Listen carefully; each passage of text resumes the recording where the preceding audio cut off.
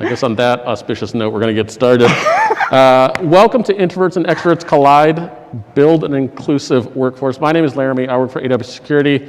I'm joined by a director of AWS Security, Jenny Brinkley. Say hello. Hello. And of course, the man who almost needs no introduction, distinguished engineer Eric Brandwine. Hi, everyone.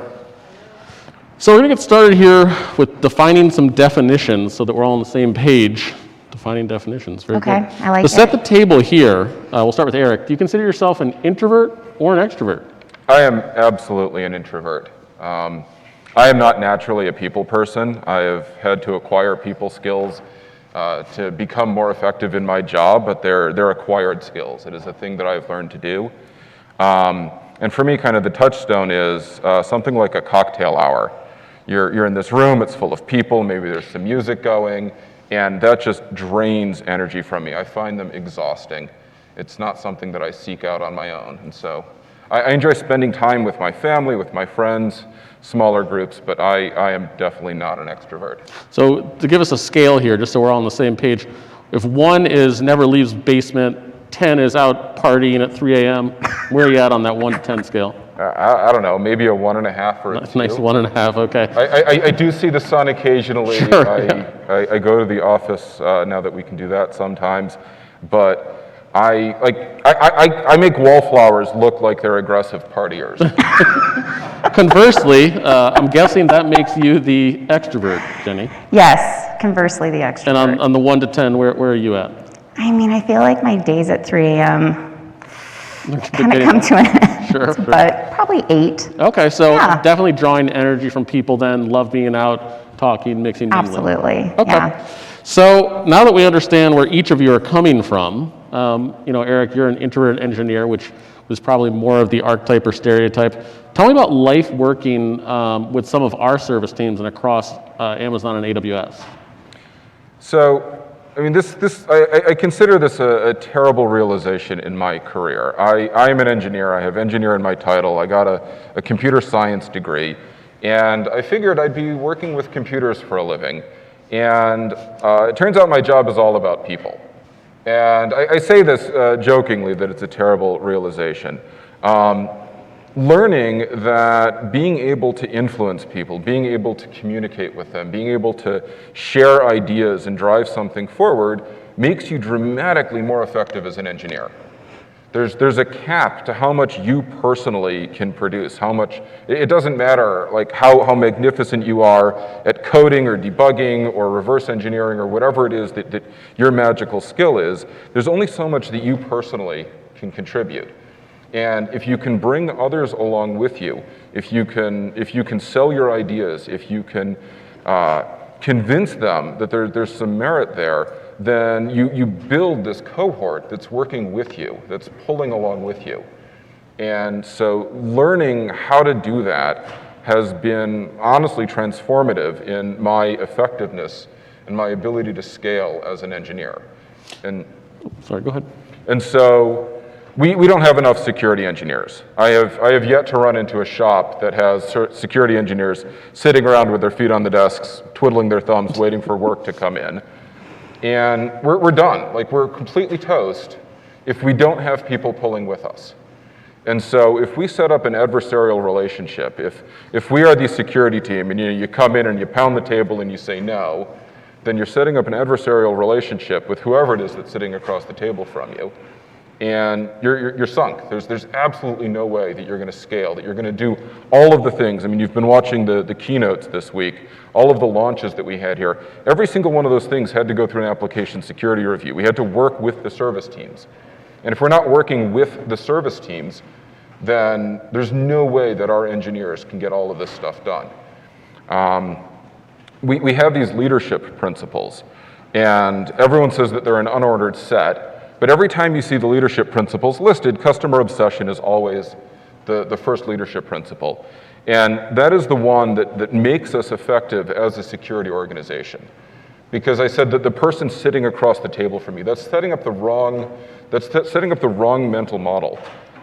We're sitting together, we're shoulder to shoulder, we are working to protect our customers from the bad people out there, not me versus you.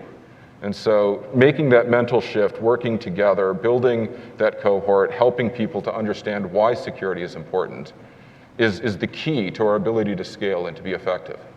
So Jenny, you come into a security organization, you're meeting personality types that maybe not be as extroverted. What's your initial experience like? Are you a fish out of water? Are you like, what's going on here? Oh my God, I was a total fish out of water. Put us at the table that Eric's speaking about. We're all invited. I mean, first of all, with what Eric just said, not to be like, I want to cry, but when I first joined the AWS Security organization, people looked at me with, what is this bubbly little personality of a human showing up on this doorstep, and how on earth is she actually going to apply these types of skills into the business as we work with different service teams and crews to realize that security really truly is a partner, and how we're here to help them scale and grow their business and use it as an effective tool for customers to understand comfort in using our services, right? And that took time in terms of explaining how you can apply this extrovert mentality by practicing empathy. Like, who knew empathy was going to be a thing? Thank you, pandemic, on that front, to really understand where people were at. And so a lot of what I brought to the table and what I tried to get people to understand is, yes, there is not enough security engineers. Yes, everybody needs security. So what are we going to do to help service teams, help our customers understand their security responsibilities, while at the same time not beating down our security engineers to have to say the same thing over and over and over again, and then not see a behavioral shift. And so that's been the rub of being able to bring that kind of cultural understanding and awareness, while also looking at how you can just really understand where people are as they're building, as they're creating, and feeling like that they have a partnership within the AWS Security org. And that's really where Eric and I started partnering. You know, he would go in and, tell service teams, what are you doing? What is happening? How can we help? But they just heard, no, you're telling me I've done something wrong. You're telling me that everything that we're doing you're blocking me to ship. And now I'm not going to launch at reInvent. Thanks a lot, Eric. And so being able to understand where their challenges and their issues were, we were able then to come forward with different processes and mechanisms and structures and resources to help guide along within the process. And, go ahead. So we're going to get into some use cases, because I definitely don't want to stay at 10,000 feet here. But the last sort of broad question, again, to set the table here, what have the challenges been in bringing an extroverted, maybe empathetic personality type to an introvert who maybe doesn't want to communicate as broadly or doesn't necessarily see the need? Well, you got to earn trust and also understand, obviously I don't have the tech depth anywhere close to where Eric is. Yes, I'm giving you compliments. You're not close to Mason Distinguished Engineer? You're still pretty far away? Okay. And so you're working with people that are so highly skilled and ultimately are there to really want to help, but don't necessarily know how to translate that to the masses and how to scale it. And so that part where you kind of get that peanut butter jelly magic moment of bringing a challenge and issue and then coming at it with how can we scale it, how can we take it to deliver to multiple different types of people so it lands with the right outcome, the right behavior you want to see, is kind of where we sit within that mix. And from your side, Eric, what have the challenges been as an introvert in kind of allowing a more extroverted personality type to run with some things? So, I've been on this journey of realizing that interacting with human beings is important for many years. But Jenny showed up and oh my gosh.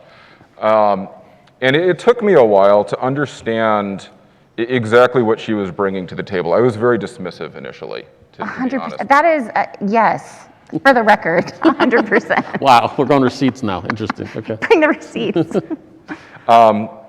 But I think a great example of the working relationship here is our annual security training. Like many large organizations, for various compliance reasons, we're required to be able to show that every single employee in the company that has access to anything that's even vaguely interesting has had appropriate security training that covers all of these things. And when we first started this, the security training that we had is the computer-based training that you have all been inflicted with. It was awful. It was something that people dreaded. You watched a little vignette, and then you took a little quiz, and you watched a little vignette, and you took a little quiz, and it was endless. And so our team took it over, and we crunched it down. We looked at the actual underlying compliance requirements. We figured out exactly what we needed to cover in the training, and then it was myself and two of my coworkers And we were green screened in front of a cruise ship for reasons that I still don't understand. Neither But do I. Cruise ship. you watched one video, you took a very brief quiz, it was one and done, and then it was over for the year. And we got rave reviews, and I thought, like, this is it, like, we've peaked. We have turned this thing that was a liability, it was meeting a compliance requirement, into basically a no-op. It was minimally painful, and like, we were done. And Jenny shows up, and she was not terribly complimentary about our training. And it turns out that, like, when you bring in experts in things that you're not an expert at, they actually make it better. Like, this is a shocking revelation. And so Jenny and her team built a new ASA training. And again, I was initially dismissive. And it was a series of vignettes, these little stories showing different things in security, like locking your machine or wearing your badge or not clicking on links in random emails. And one of the vignettes was in English, but one of the vignettes was in Korean, and another was in Spanish, and another was in ASL, American Sign Language. I'm like, yeah, great. Like, we're doing the PC thing. We're checking some boxes here. And we launched this training, and the response to it was overwhelming, like completely out of my expectations. People were so thankful that they saw people that spoke their language that looked like them in this training, rather than three white guys green screened in front of a cruise ship. And like, it turns out actually the security training could be a positive. Like, 0 was not the maximum we could attain. We could actually provide some value to the community. So now we've got this training that sets the benchmark for what inclusion can look like. And one thing that hadn't completely clicked for me is security is one of the few things that reaches across the entire company. I mean, if you're working on a service team, you're working on that service team. And you probably have some interactions with other service teams, but you've got this little spider, and it's only got some diameter. If you're in the security team, you touch every team. I mean, literally every employee needs to take this security training. And rather than treating it as an albatross about our necks, rather than something that we had to do, Jenny and her team leaned into this and figured out, like, how can we make this awesome? And it really was. And completely not what I expected. And it was a real eye-opening moment for me. So Jenny, from your perspective, ASA training, Amazon Security Awareness, he kind of mentioned how we went from, just meeting the bar to now expanding it, doing hopefully better, more inclusive work. What do you see when you come in and you see the training we're at? Mm-hmm. How do you decide where to go? What's your thought process there? And how do you get people on board with that? Yeah. Well, it's an interesting process because this training actually goes to all of Amazon. All of Amazon. So think about that. So just not even within our AWS environment. And so you're working with so many different personas and individuals and humans that you're trying to connect with, that some are technically advanced, some never really work within any of the confines of what we build on the AWS side. And so the big part is really trying to understand how can you set up situations that are going to, gravitate towards everyone that takes it. Also really thinking through using real employees, which we did. So it wasn't just Eric and a couple of other guys from the security org. It was faces and representation from all across the business. And so when you're trying to raise the bar and really think through like what's next and how to apply something that's more compelling and interesting, I'm lucky enough that we have an incredible team too that is working with now Amazon Studios and some of the other teams outside of AWS and some of these additional resources that are starting to push us in really new boundaries. So that's kind of a sneak peek of things to come of what we're going to be working on, to just really give us more kind of bold strokes and ways that doesn't make security scary. Look, I come from a background of, I'm like one of those people that's like positive, shiny magic all day long. That's just like who I am. I know, poor Eric. Exhaustingly. Exactly, literally. Like, it could be like the saddest day in AWS security, and it's like, hey, we're going to figure it out, everybody. And they're like, yeah, great. Okay, Jenny, thanks. But it really is like how I lead and think. And so within the security world, so much of it is how do you not think about this fear, uncertainty, and doubt, and people with binary code behind them and hoodies, and like you've been owned and things are miserable. So how do you give people a sense of empowerment and encouragement to feel positive about security? And that's a big part of what we do and how we kind of think through it. And so this is a training that went out to 1.4 million Amazonians, Crazy. big number. Yeah. But then, can you talk about the process of getting, in front of the Biden administration and figuring Casual. out, and figuring out this might be important actually for the globe, as it were. Yeah, I mean, and that's some of the things that we get to work on when we talk about the scale and the impact and the growth of the business, is taking a program like this and in partnership with the White House, really trying to think through different ways of how do you make security trainings more compelling? How do you give more awareness to the everyday person? I mean, we had an opportunity then to externalize what we built, and it's available today. Y'all can use it, send it to your friends and family. I use it with my grandparents when they ask me questions of, why am I getting people that I don't know and asking me to click on this? And I'm like, go watch this. LearnSecurity.amazon.com. Yes, learnsecurity.amazon.com. Shameless plug. But it has actually been a really interesting resource to have those kinds of conversations with your everyday people. And for those that are building training programs internally within their organizations focused on security and compliance, and if you don't have resources, or maybe if you're like, ugh, our training that we do is awful, this is actually a great way to kind of change and flip the script of how you're using it. And it's free, which is even the best part. And cloud agnostic, actually, too. And cloud agnostic. So, Eric, I'll give you a curveball now. Are we farther ahead from a security perspective technologically than we are culturally? I think so. I mean, if you look, the social norms don't adapt very quickly, the laws don't adapt very quickly, and exactly what Jenny was just talking about. My parents, they're very smart people. They were not raised with this technology. And so I get these emails from my mother, from my father, like, I just got this phone call, I just got this thing. And some of them are legitimate. Your Gmail account just had some suspicious activity, you need to take action. And like, it actually is from Gmail and you need to take action. But it's all but indistinguishable from the one that's like, you need to take action by sending me Bitcoin. And helping them understand the difference between those two. It's immediately obvious to me because this is what I do for a living. But helping them to understand the difference between the two is, it's another interacting with people who aren't like you moment. It's eye-opening. And no, I don't think that we have figured out how to inculcate this into our society and our culture. If you're walking through a bad neighborhood, maybe you know not to walk through the bad neighborhood, maybe you make sure you're not flashing your wallet or whatever. Online, we don't have that immediate instinct. We haven't grown up with it. And we don't yet have the right suspicions, the right triggers for knowing when something isn't as it should be. So what's the advice you give, fellow introverted security engineers regarding that human aspect of security?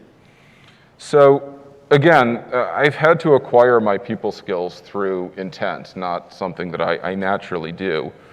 But trying to put yourself in the position of the other person, trying to imagine the thoughts that are going through their mind.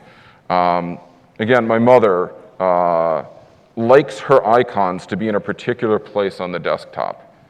And when I've worked on her computer, I've moved things around, and it's not in the same place, but it's just a folder. It's a special folder that covers the whole screen, but they're just, and for me, I understand that abstraction. She doesn't want to deal with it. It was working before, now it's not working, Eric, put it back.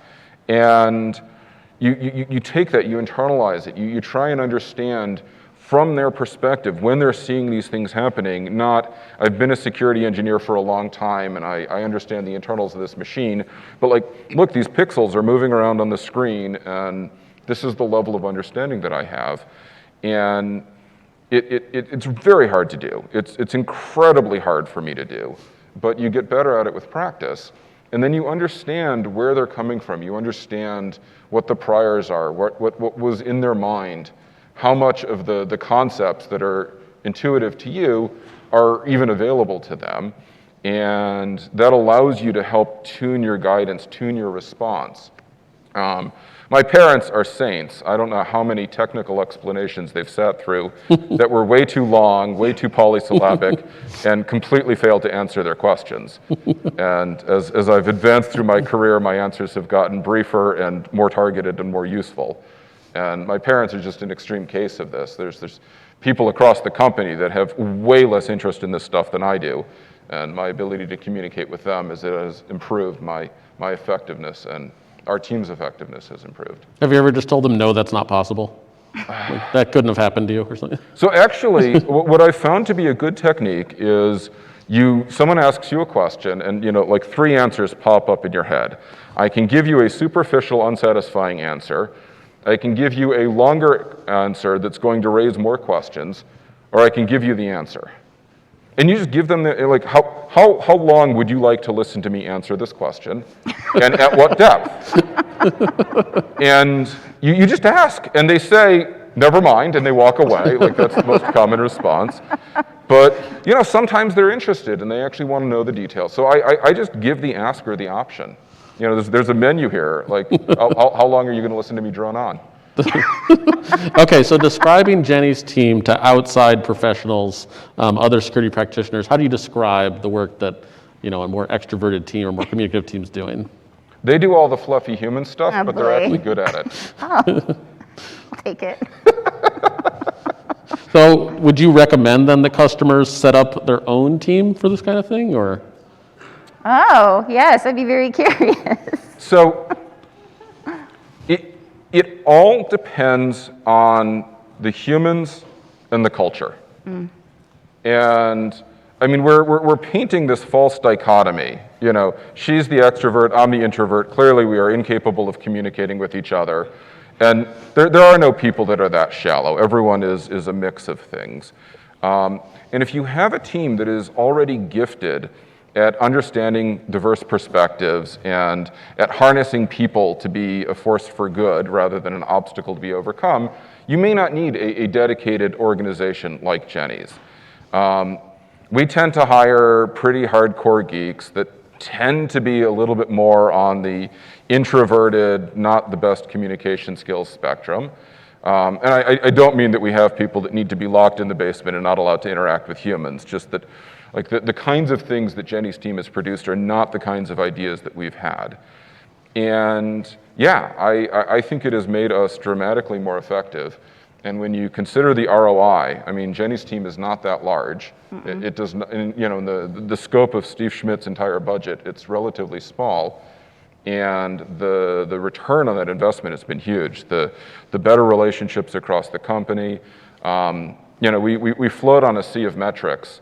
And one of the most important messages in the annual security training is if you think that you might have a security problem, just page us.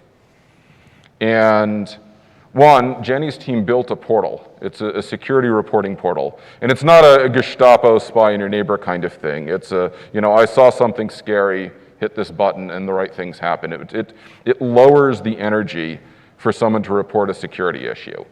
And then we added that to the security training. It's not just if you think you might have a security problem, page security. It's if you think you might have a security problem, go here. Like we'll take you by the hand and we'll walk you through it. And so there were 2 launches there, the portal and then the inclusion in the security training. And we've got the graphs showing the step function, the increase in reporting. And there's an increase in nuisance reporting, the banner ad that says your computer is broadcasting an internet protocol IP address, like, yes, thank you, like that's fine. The spammy ads, the things that aren't actually problems. But we're okay with that. Like, I'll take any number of spurious pages in exchange for not missing something. And so we've got this step function in reporting when we launched the portal, and then again when we told people, like, this is the easy way to do it, go do it. And so now we're using the entire Amazon community. All of these hundreds of thousands of people now are our eyes and ears. They're helping us find when things aren't right, and they're reporting them to us. And like once we're given the thread to pull, we can unravel the whole sweater, but we need that thread. And so, yes, I would absolutely recommend that people do something like this. So is there a natural tension, Jenny, between something like Eric saying escalate, and it actually resonating with a group? And I mean, is that where you consider that your organization comes in? Yeah, because it's like most people are also really afraid to interact with security for the most part. Like they hear, oh, I got contacted by the security team, and they get scared. What did I do wrong? I made a mistake. And so there's this natural aversion to actually want to report or share if there had been an issue.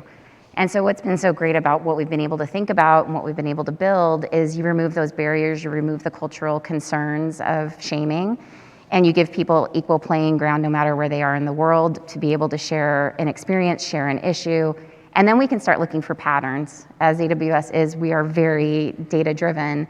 And so to Eric's point about seeing the increase in trying to identify the patterns of where we're seeing issues, we're able to remediate so quickly through this new portal. And that's the part that's actually been really fascinating, is just to create this equal space for individuals to go to report an issue, and then for us to be able to take immediate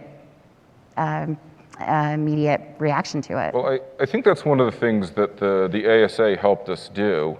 One, it was all of these ordinary Amazonians. It wasn't a bunch of executives from the security team. It was people from all walks of life. And so that made it feel more inclusive. You're not coming to the great security engineers. You're just talking to fellow coworkers. But the other thing, they added a bunch of Easter eggs to the security training.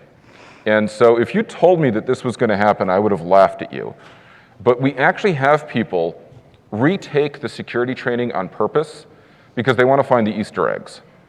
Like, getting people to take it once was like pulling teeth. And now we have people that are like, we literally, the first year we had Easter eggs in it, we had people say like, how do I play it again? Because I don't think I caught them all, and the training is already closed and I can't. So we actually had to make changes to the training software to allow them to replay it, which like I never would have believed that was possible. And so again, adding more value there, humanizing the security team, making us seem more accessible. I think your interactions with other leadership within AWS Security are really interesting as well. Can you talk about how your career, started in terms of giving answers, and then where you're at now in terms of giving answers? You mentioned a little bit of this prior, but can you expand upon that? So, and I found myself doing this as well. After you've been around long enough, you start to spot patterns. There's very few new things under the sun. It's just, they file off the serial numbers and the names and they fill them out again. And when an Amazon executive asks a question, you answer the question asked. And that is incredibly good life advice for dealing with any of these situations. And so if the question is, how many, the first thing out of your mouth needs to be either a number or an I don't know and I will get back to you on date time. And so there's yes/no questions. Your answer must be a yes or a no. You're allowed to go on after that. Like you can explain the answer, you can support it, you can caveat it, but you've got to answer the question asked.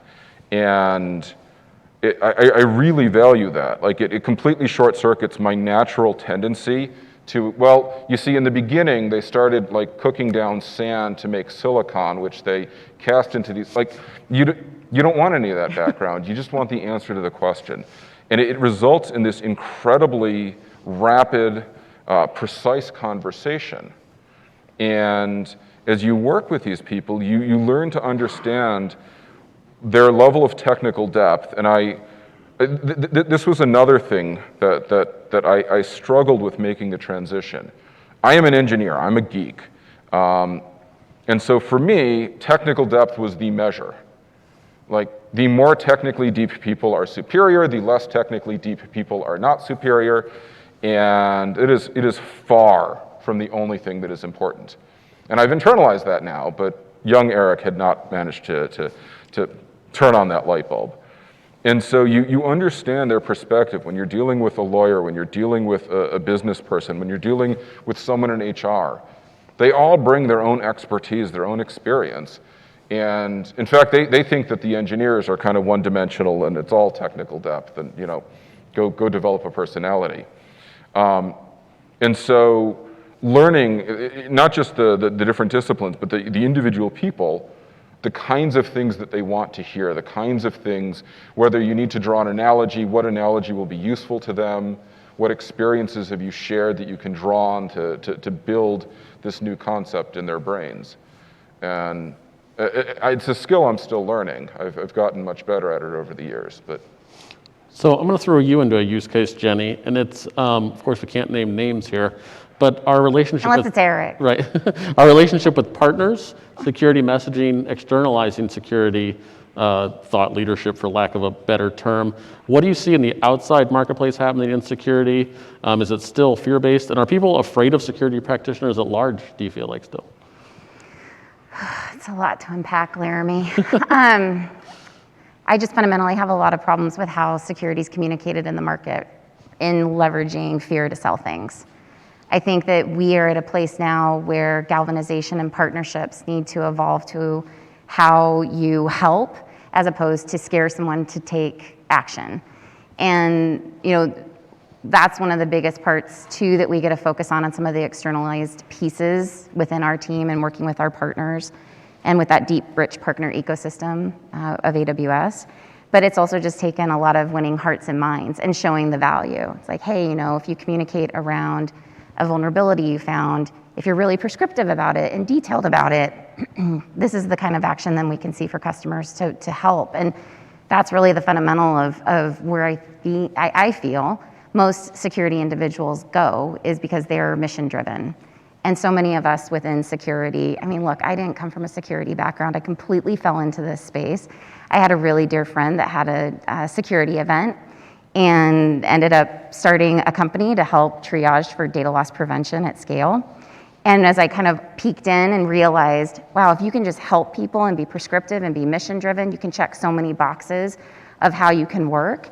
And that's where we really try to push our security partners to really think about it from that lens of, man, if you could just go out and help people, if you could go out and tell them, because a lot of the times we're meeting people on their worst day and giving them that guidance and giving them that perspective, that's the dream date, right? I want to go to that worst day in a second for Yeah. Eric, but did you find it easy in that sense that when you come into a security organization and they've never pulled any of these mechanisms, that you're like, watch this? Yeah. Was there any element of like, I'm a magician? Look kind of at me thing? now, kids. Yeah, there was some of that. And we still get it today where, it's getting people to really see the potential of, when you say, I want to help, I want to be mission driven. It also, how do you switch that in somebody's brain? Because the reaction of when you hear security is, I'm scared, something's happened, something's broken, oh my God, company's going under. Like, they go to the worst case scenario, right? And so we're trying to lift them up and be like, no, here's resources, here's documentation, here's trainings, here's partnerships that we're gonna come in and help. And that's the stuff that I get to partner on with Eric, is when we do see things happen in industry and being able to come together as a team and bring all these different backgrounds, experiences to be able to address and help remediate. That's like the coolest part of my job. And yeah. So there's two scenarios of interest here to me. One is the general, this is a scary headline, customers are contacting us. I know you deal with that one some, but there's also actually something has happened and you're in the room with a customer. Starting with that more scary headline example, how do you deal with that, as a messaging, and then we'll get into the more specific, like, okay, you're in the room with an actual event. So the tagline for the way we talk about security, and whether it's an active security event, a couple years ago, Spectre and Meltdown were released, and this was an industry-wide problem. This is a fundamental misunderstanding in the way that CPUs, computer processors, actually work. And there was a lot of fear, uncertainty, and doubt. There were many headlines, and they both had cute logos, so of course, being It's going to resonate, yeah. in the newspapers. And so the tagline that we use is clinical and precise. It's not sensationalist, and it's exactly what is going on. And so you can't say there's nothing to see here, move along, this is completely overhyped. That's not clinical and precise. You have to say, this is what the risk is. This is how likely the risk is. And if you look at our security bulletins or RCAs or things like that, you see that kind of language. It's not sensationalist, and the goal of any, there has to be a goal. Like if you're talking about something, if you're going to the trouble of posting a message or whatever, there has to be a reason for it. And the goal is generally, one, to reassure people, to help them set where the tension should be on the gauge, and two, to call them to action, to get them to do whatever it is that they need to do in response to this. Like, all AWS services are operating correctly. However, you may be running this software in your instances and you need to patch and update. And you want to set the right level of urgency there. It is highly unlikely that this is a house on fire, all hands on deck, 6-alarm emergency, but it's also not something you want to leave lingering for weeks. And so you want to make sure that you clinically describe the risk and you set the right level of urgency, and you, to the best of your ability, what Jenny was talking about, you're trying to help here, you're being prescriptive and opinionated. This is what you should do. Here are the steps you should follow, here are the links to the documentation. Saying something like, you may be running this software, you might want to patch your instances, it is actually correct, but it's not helpful. And then in the room on a bad day, if someone's having an incident or a crisis and we're informing them about something that's going on in their environment, is that a different equation from the normal introvert-extrovert kind of communication? Introverts and extroverts, everyone gets upset. And it's the uncertainty.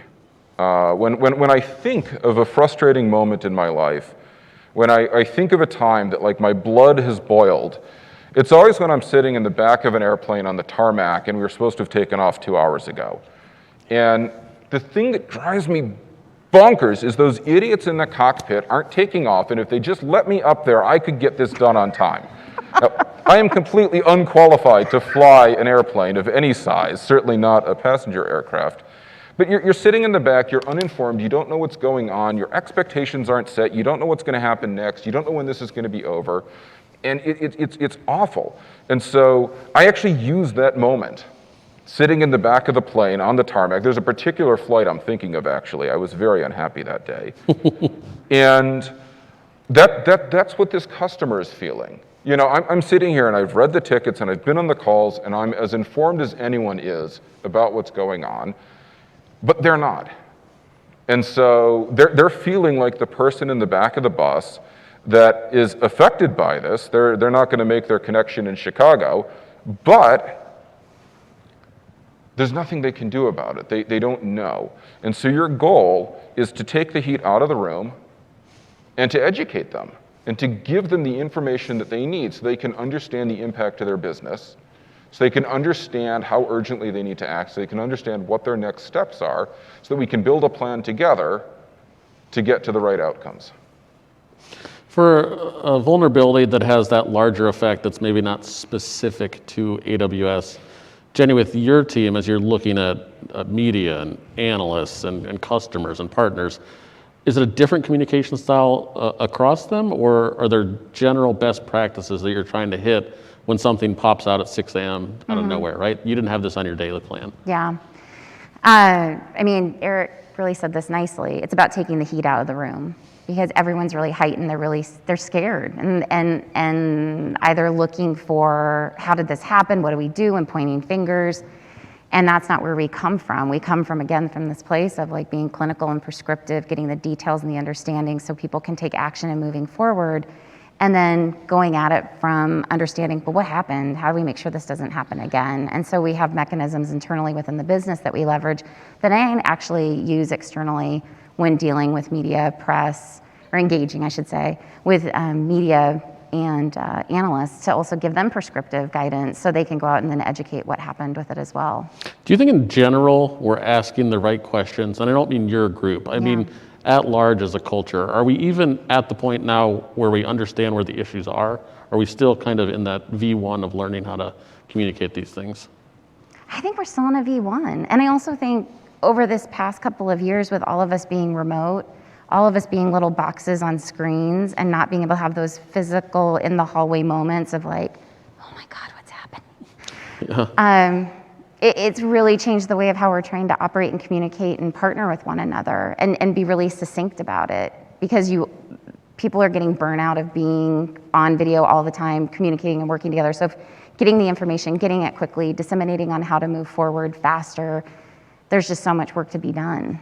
So Eric, I want you to speak to our COE process because I think this is a good place where introversion and extroversion and multiple temperaments come together to try and fix something. Can you detail a little bit of that for the audience and kind of discuss that? So COE stands for cause of error. It's a root cause analysis process. And for this discussion, probably the most important thing about a COE is the fact that it never names names.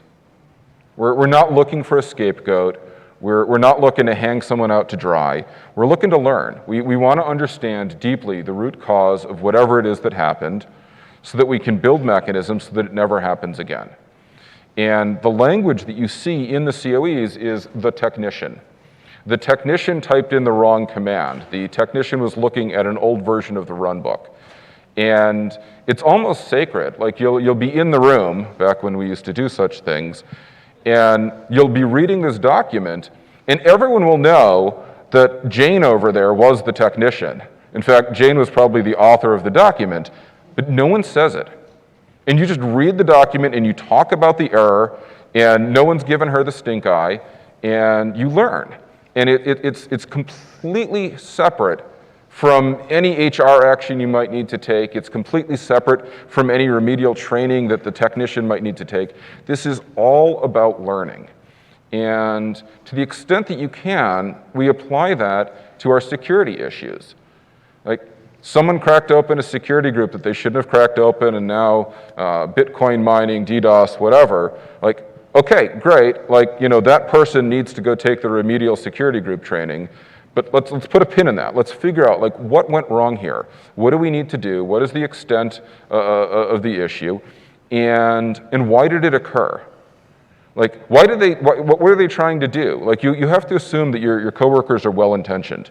If you can't trust your coworkers, if you can't assume that they're well-intentioned, then you need to change jobs or you need to change coworkers. There's no way around it. So if you can trust your coworkers, if you can assume they're well-intentioned, well, this person was just trying to get their job done. Why did they think they had to open up the security group? What were they trying to accomplish? Why weren't the tools there?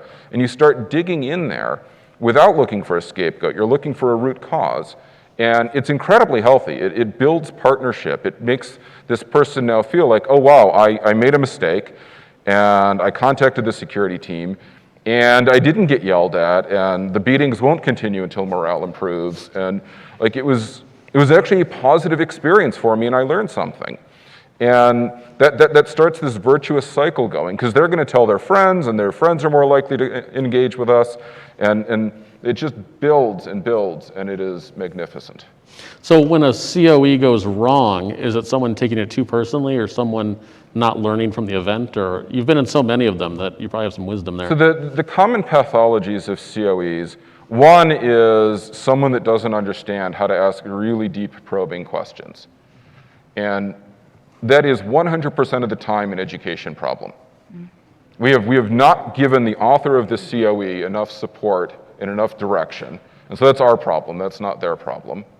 And the other one is where they're trying to use it as a blame cannon, where they're trying to paint themselves in Teflon and step aside, or make sure that everyone knows, like, we had a part in this, but it's really their fault.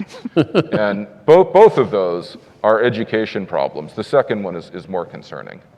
So Jenny, I actually see a potential controversial point here between your personality type and Eric's personality type, which is sometimes the answer is really technically deep, but you need to be able to communicate assurance and security and confidence at maybe a more surface level. So how are you balancing that between the two types of answers that you might be giving?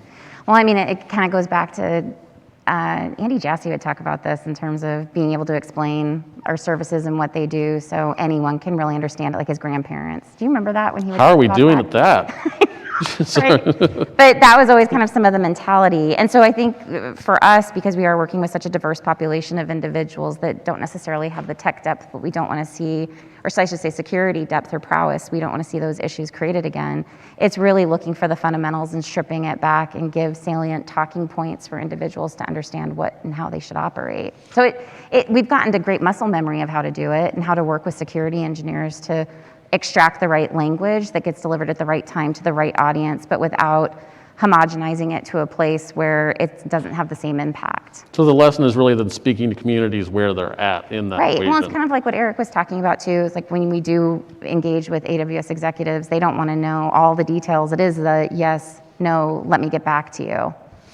So we're getting towards the final portion of this talk, and I want to give folks some tactical or lessons learned or best practices that you've come across. Eric, I know we said we'd give you 3. You don't have to come up with 3. Give me some lessons learned and things the audience can take away. Well, one, the fluffy human stuff. I mean, honestly, in my internal monologue, I still call it the fluffy human stuff. Don't dismiss it. It is incredibly important. The security team is made up of humans. The security researchers you're dealing with on the outside are made up of humans. The people running the ransomware infrastructure are made up of humans. Your customers, the service teams, they're all humans. And the fluffy human stuff is absolutely critical, both for you as an engineer growing in your career and for your security team, traveling down this journey. Another thing that I've learned is that the people talk a lot about diversity of perspective. And I don't know how many times I've been staring a brick wall in the face. You've got a problem, and all anyone can come up with is 2 solutions. One of them is terrible for customers, one of them is terrible for our service. And so you're facing this awful Scylla and Charybdis choice. And the answer has always been, 100% of the time, to get different people involved and to get closer to the problem. And there have been quite a few examples where we've had a bunch of engineers and we're banging our heads against this wall and we're not finding a path forward, and we get other people involved, and someone is like, well, why don't we just? And it's often a human answer. I was at one of these conference parties, and people were walking around with these cool glasses with LEDs in them. And I wanted one of these cool glasses. But in order to get one of these cool glasses, you had to go complete a whole bunch of things at a bunch of different vendor booths and collect stuff. And, it was the glass was a prize for doing the circuit and talking to all of the vendors. And I wasn't going to do that. And so I'm immediately thinking, like, can I forge these things? Like, where's the database? And a friend of mine said, hold my beer. And she literally handed me her beer. And then she went up and she tipped the bartender $5 and came back with an LED glass. And it never occurred to me, because I'm stuck in this tunnel vision, like, how do I hack the system? And she considered the human as part of the system. And, the bartender doesn't care if I talk to the vendors. The bartender was appreciative of the tip. And she brought a completely different perspective to the problem. This is not an earth-shattering problem to have to solve, but it's, for me, at the moment, like, that glass was the most important thing on earth, and I got it. Through no action of my own, no less. And so getting that breadth of perspective, getting people that have different experiences and different knowledge involved, has always enabled us to find the crack in the brick wall and to break the problem down and to find a solution that is not terrible for customers, not terrible for our services, but actually something that we're happy with. And then I'll actually hit 3. The events of the past few years, especially here in the US, have been very unsettling. And I was sitting there in my living room, because, of course, we're all working from home, and so the office is the room formerly known as the living room. And I realized that I was deeply unsettled. Like, I was uncomfortable with what was going on, the murder of George Floyd and the events that followed.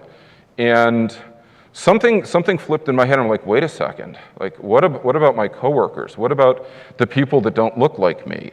And I reached out to a bunch of them, and I started having conversations. And some of them were like, thank you very much, I don't want to talk, which I completely respected. But some of them, like, I started a conversation with them that was completely unlike any conversation I'd ever had with a coworker before. And it was amazing. I mean, it broadened my horizons, it deepened my empathy.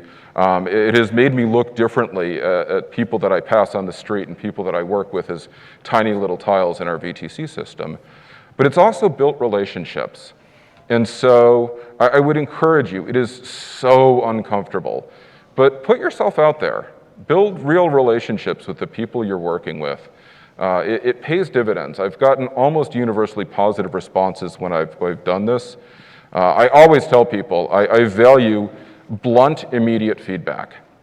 I would like to know if I've transgressed. I'd like to know if I've misstepped or missed an opportunity somewhere.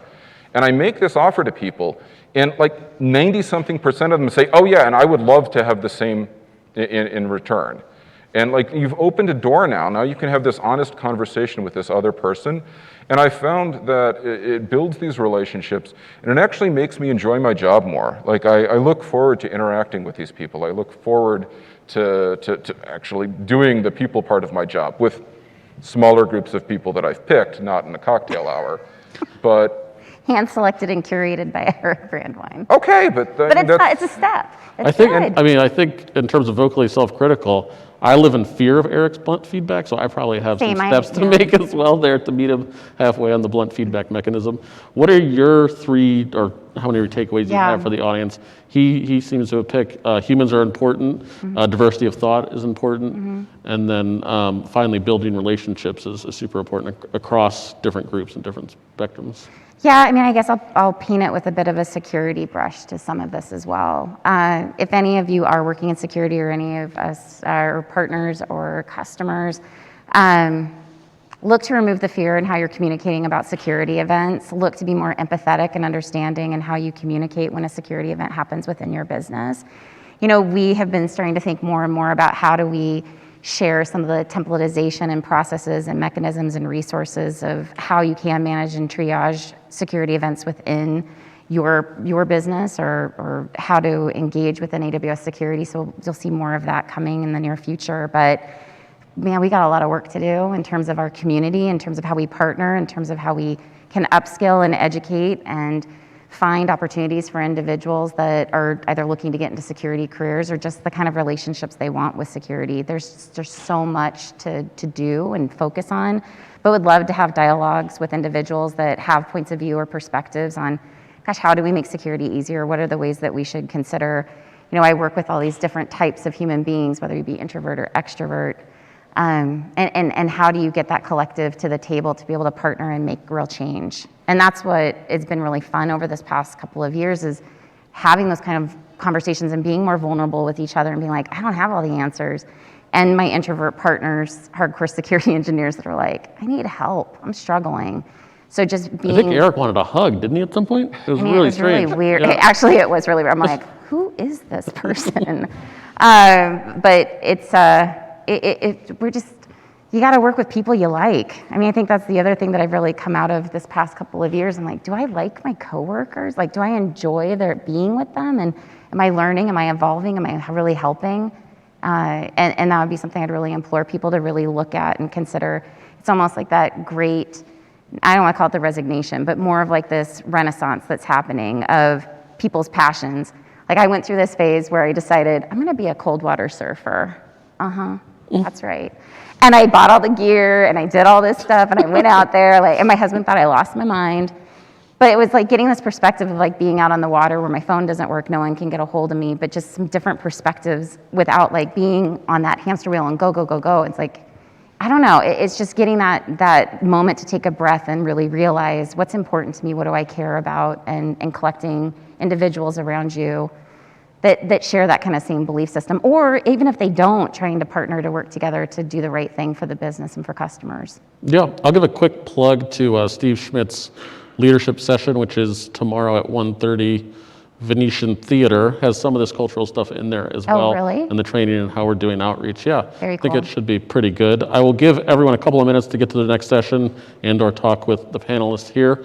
We appreciate you coming out. We appreciate the dialogue beginning here. Again, thanks so much for attending re:Invent, and hopefully we'll see you soon. Thank you.